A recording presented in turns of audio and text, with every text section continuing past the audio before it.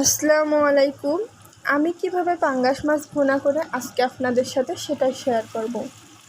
এইখানে আমি একটা পেঁয়াজ কুচি ভালোভাবে লাল লাল করে ভেজে নিয়েছি। এখন দিয়ে দিলাম পেঁয়াজ বাটা, আদা বাটা, রসুন বাটা সামান্য একটু করে দিছি।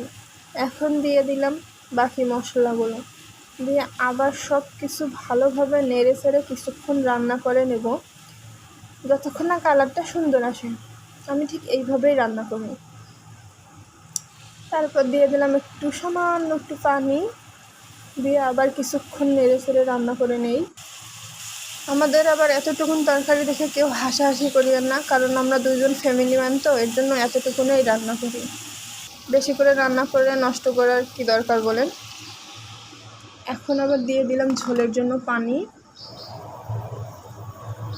এই তো পানিটা আমার বলক উঠছে। এখন আমি দিয়ে দিলাম ভেজে রাখা মাছ।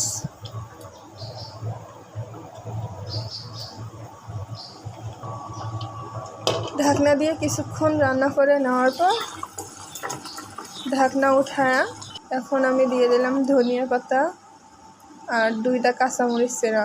এই হলো আমার তরকারির ফাইনাল লুক। আপনারা কেমন করে রান্না করেন কমেন্টে জানান।